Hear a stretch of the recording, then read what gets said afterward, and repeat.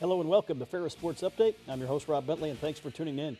On today's final show of the 2018-2019 academic year, we'll recap the Ferris State football spring game. We'll check in with Bulldog softball as they get ready for the GLIAC tournament, and we'll update you on men's tennis, which advanced to the GLIAC championship match this past weekend. And we're joined first by football head coach Tony Annese. And Coach, welcome to the show. Thanks, Rob. Busy weekend for your program here this past weekend. A coaches clinic, you had recruits on campus, and obviously the spring game, and 3 guys signing with NFL teams after the draft. Yeah, it's pretty cool. 3 of them. We were hoping Bo got drafted, but he did not. He signed a free agent contract with the Falcons, so him and Zim will be together. And then Malik Taylor signed with the Bucks, Tampa, and then Keandre with the 49ers. So 2 out of the 3 receivers, and so that's pretty cool. I told our guys this morning, it's pretty good pedigree to follow, guys that are in the NFL. Lamps, receiver in the NFL too. So all in all, it's something to be really proud of. Certainly had a great day for the spring game, and a lot going on in conjunction with that game, and really made it a fun event. It was awesome. I was worried a little bit about the weather. It wasn't, for late April, it wasn't as good as we had hoped, but a lot of people there.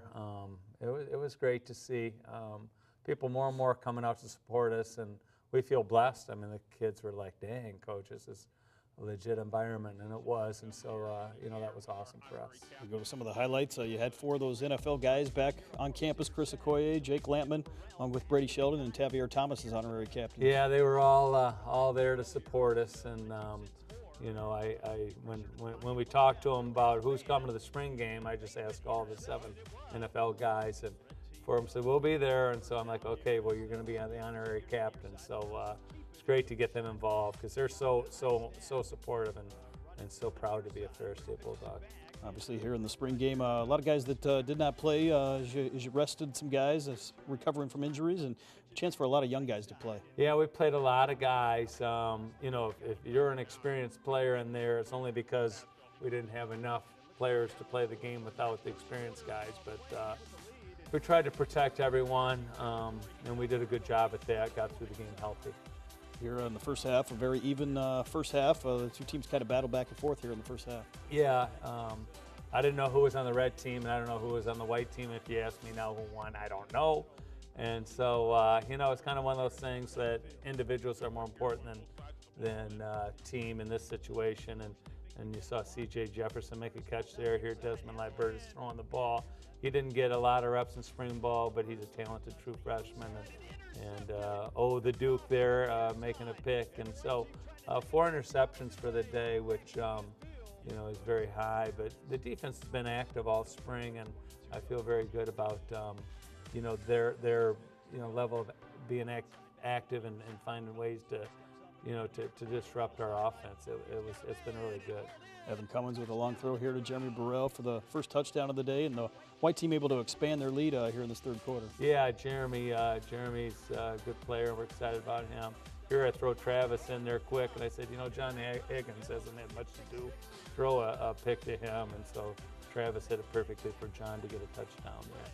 That gives the white team a significant lead going into the 4th quarter, but behind the play, maybe a Travis Russell, the red team was able to rally and really make it a game. Well, yeah, because, the white team's not going to be stolen because I'm calling plays. I told Evan, I said, all right, you throw a pick and you get a good opportunity for the other team to get back in the game. So we just try to, towards the end, kind of do things. You can see the D-line is not going to get near Travis to sack him or anything. So it's not 100% realistic, but it's a good opportunity for us to showcase individuals and not give away too much and still have people that have opportunity to make plays. Some young guys that were able to make some catches here in the second half. Xavier Wade, Marcus Taylor really had a nice second half. Yeah, and Justin Alley made a big catch. I think that's right here. So yeah, you can see Evan's strength of his arm, and Justin is a very athletic young man, a true freshman who made 5 guys miss here and almost had those 2 kill each other. So,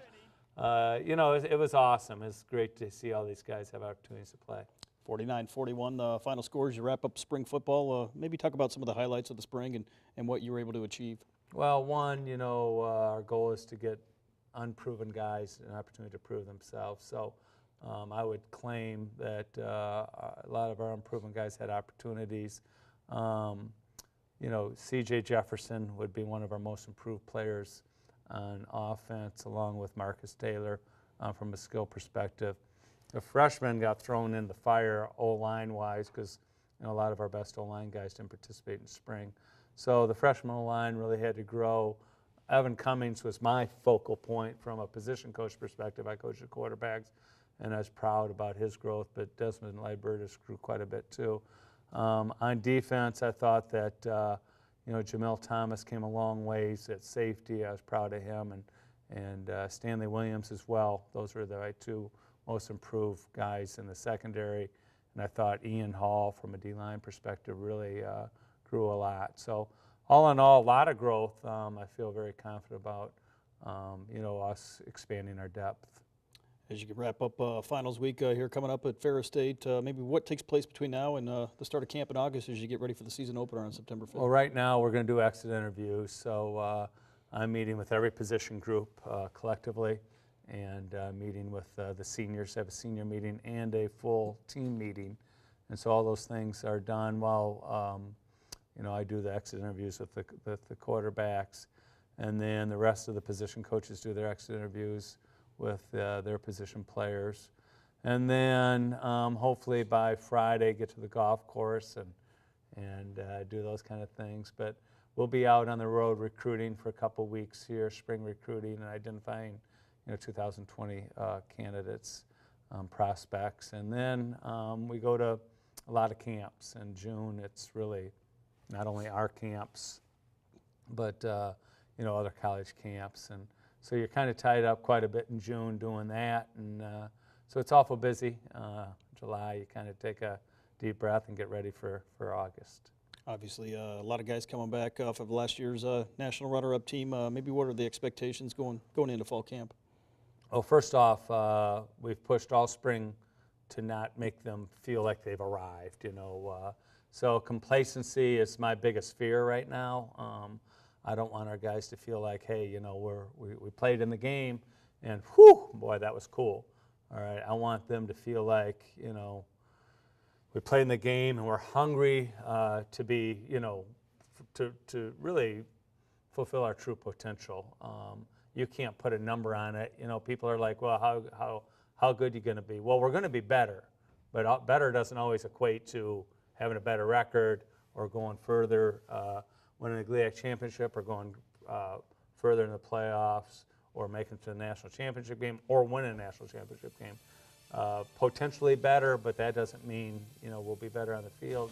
So I want our guys to stay focused and really ultimately commit to themselves to be the best version of themselves. And if everyone does that individually, then collectively we're going to be a very good team. But there's a lot that goes into it, and there's a lot of psychological aspects and physical aspects, and so we're going to keep them tuned in. But it's up to them to determine how great they want to be. I always say, it's going to be my 33 years as head coach, so I've won and I've lost. So this will be for the seniors there last year, and so they make it what they want to make it. Well, Coach, thanks for being with us here all year long, and we look forward to another fall coming up here in 2019. Yeah, let's take some break in the summer and not think too much about August. But obviously we look forward to it. But big golf outing in June, and hopefully we get a lot of alums back, and we'll have a great summer. We'll be back with more Ferris Sports Update right after this.